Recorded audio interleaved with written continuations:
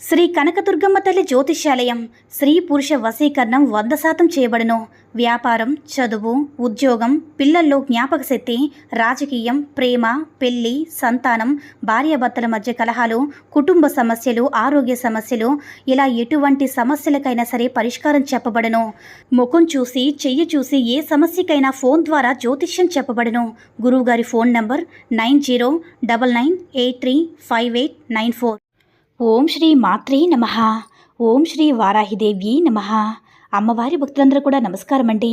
అమ్మవారి ఆశీర్వాదంతో, ఆ తల్లి చల్లని చూపుతో అందరూ కూడా సుఖంగా, సంతోషంగా, అష్టైశ్వర్య, ఆరోగ్య అభివృద్ధితో ఉండాలని మనస్ఫూర్తిగా కోరుకుంటూ ఈరోజు ఈ వీడియోని మొదలు పెడుతున్నాను. ఈరోజు వీడియో ఏంటంటే 2024 డిసెంబర్ 31 తేదీన అతిపెద్ద సోమవతి అమావాస్య రాబోతుంది.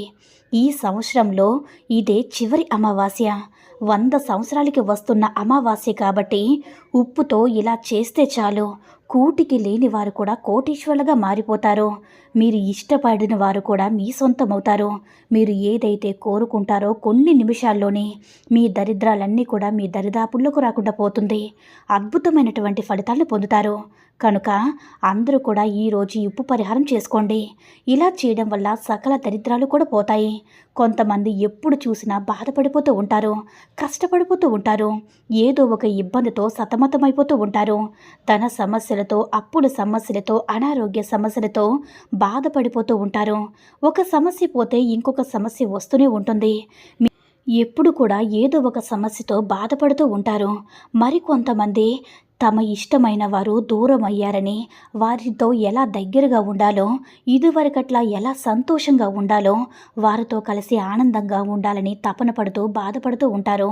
అలాంటి వారందరి కోసం కూడా ఈ అమావాస్య రోజు ఉప్పుతో ఈ పరిహారం చేసుకోండి. ఇలా చేసుకోవడం వల్ల సకల ఐశ్వర్యాలు సిద్ధిస్తాయి. మీకున్న కష్టాలు, బాధలు, సమస్యలన్నీ కూడా పోతాయి. మీ సుడే తిరిగిపోతుంది. మీరు కోరుకున్న వారు మీ సొంతమవుతారు. మీకున్నటువంటి ఆర్థిక సమస్యలు, అనారోగ్య సమస్యలన్నీ కూడా పోతాయి. సకల దేవతల అనుగ్రహం కలుగుతుంది. మీ జీవితంలో మంచి శుభ ఫలితాలను పొందుతారు. మీ జీవితాన్ని అద్భుతంగా మార్చుకోగలుగుతారు. మరి ఇంతకీ ఈ సోమవతి అమావాస్య రోజు ఉప్పుతో ఏం చేస్తే మీకున్నటువంటి కష్టాలు, బాధలు తీరుతాయో, మీరు కోరుకున్న వారు మీ వశమవుతారో ఈ వీడియోలో వివరంగా తెలుసుకుందాం. అయితే సోమవతి అమావాస్య అనేది చాలా శక్తివంతమైన అమావాస్య. ఇది సంవత్సరంలో చివరి అమావాస్య. పైగా సోమవారంతో కలిసి వస్తుంది కాబట్టి దీనికి అతీత శక్తులు కలిగి ఉంటాయి. ఈ అమావాస్య రోజు పరిహారాలకి పెట్టిందే పేరు. ఏ రోజు మీరు పరిహారం చేసినా చేయకపోయినా ఈ అమావాస్య రోజు కనుక మీరు చేసుకున్నట్లయితే, మీరు దేనికోసమైతే ఈ పరిహారం చేస్తారో, మీరు కోరుకున్న వారు మీ సొంతమవుతారు.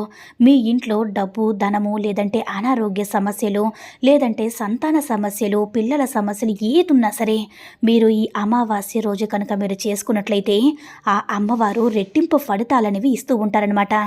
ఎందుకంటే అమావాస్య, పౌర్ణమి తిథుల్లో చేసేటటువంటి పరిహారాలకి అమ్మవారు రెట్టింపు ఫలితాలు అందిస్తారు. కాబట్టి మనము ఈ ఉప్పుతో, అంటే ఉప్పు అనేది లక్ష్మీదేవి స్వరూపం.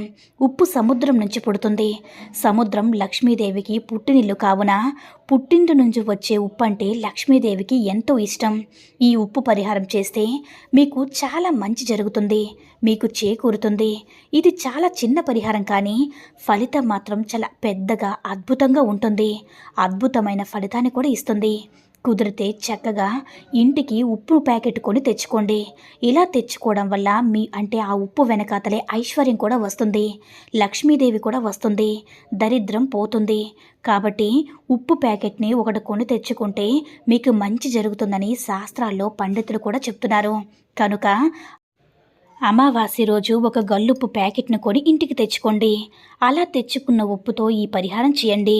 లేదు, మా దగ్గర ఆల్రెడీ చాలా ఉప్పు ఉంది అనుకునేవారు ఉప్పుతో అయినా సరే ఈ పరిహారం చేసుకోవచ్చు. అయితే ఉప్పుతో ఈ పరిహారం చేసుకుంటే మీకున్నటువంటి అప్పుల బాధలు, ఆర్థిక సమస్యలు అన్నీ కూడా తొలగిపోయి నకారాత్మక శక్తులు కూడా తొలగిస్తుంది. దుష్ట శక్తులు కూడా తీసేస్తుంది. దుష్ట శక్తులు దరిదాపుల్లోకి రాకుండా చేస్తుంది.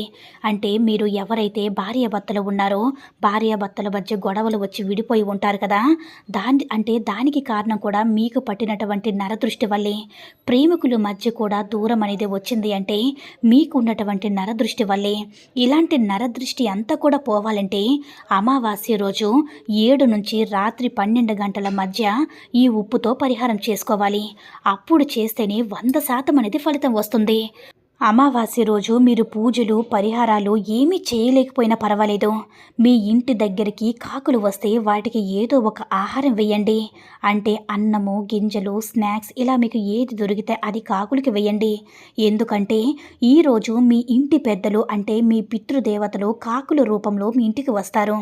అలా వచ్చిన వారికి ఏదో ఒక ఆహారం వేస్తే వారు ఎంతో సంతృప్తి పడి మిమ్మల్ని మీ కుటుంబాన్ని దీవించి వెళ్తారు. అలా కాకుండా మీరు వచ్చిన కాకులను తోలేస్తే వారికి కోపం వచ్చి మిమ్మల్ని శపిస్తారు. కనుక ఈ విషయాన్ని అందరూ కూడా గుర్తుపెట్టుకోండి. వాటిని తోలకుండా ఏదో ఒక ఆహారం పెట్టి పంపించండి. అయితే అమావాస్య రోజున ఉప్పుతో ఏ పరిహారం చేయాలో ఈరోజు మనం వివరంగా తెలుసుకుందాం.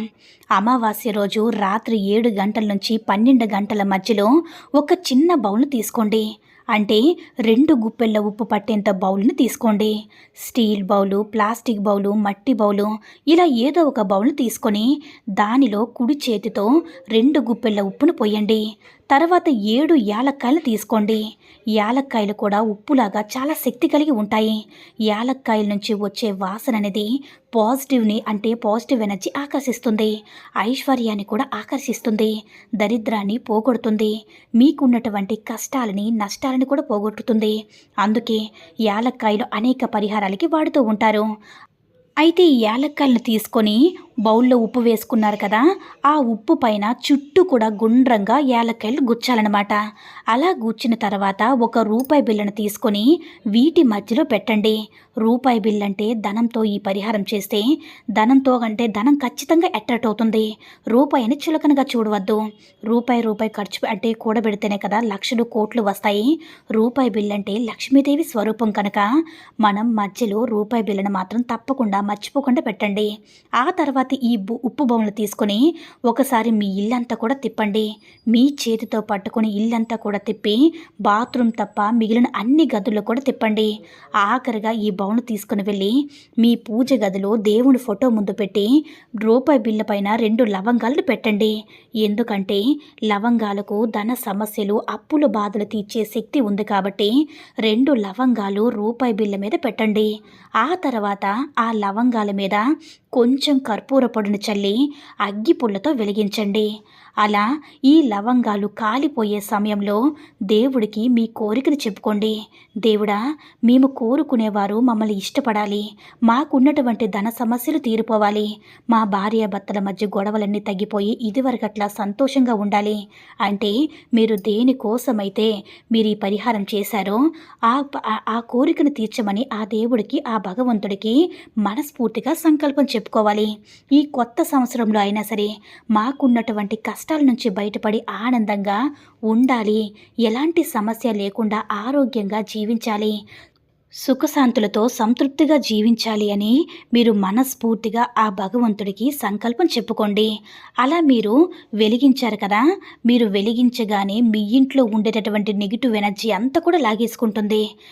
ఆ లవంగాలనేవి కాలుస్తారు కదా, ఆ యొక్క సువాసనకి, ఆ యొక్క పొగకి మీ ఇంట్లో ఉండేటటువంటి నెగిటివ్ ఎనర్జీ అంతా కూడా లాగేసుకుంటుందన్నమాట. కాబట్టి తప్పకుండా అమావాస్య రోజు ఈ పరిహారం చేయాలి. అయితే ఉప్పు, యాలకులు ఇవన్నీ కూడా ఆ రాత్రంతా అలానే ఉంచేసి మరుసటి రోజు ఉదయమే ఎవరు తొక్కని ప్రదేశంలో వేసేసి కాలు చేతులు శుభ్రంగా కడుక్కొని వచ్చేయండి. ఇలా చేసినట్లయితే మీ ఇంట్లో ఉన్నటువంటి ఎలాంటి సమస్య అయినా సరే తప్పకుండా తీరుతుంది. కాబట్టి ప్రతి ఒక్కరూ కూడా నమ్మకంతో చేసుకొని అమ్మవారి యొక్క అనుగ్రహంతో సంతోషంగా జీవించండి. ఈ వీడియో నచ్చినట్లయితే లైక్ చేసి షేర్ చేయండి. మరిన్ని వీడియోస్ కోసం మన ఛానల్ని సబ్స్క్రైబ్ చేసుకుని మాకు కొంచెం సపోర్ట్ చేయండి. సర్వే జన సుఖినో భవంతు. ఓం శ్రీ మాత్రే నమః. ఓం శ్రీ వారాహిదేవ్యై నమః.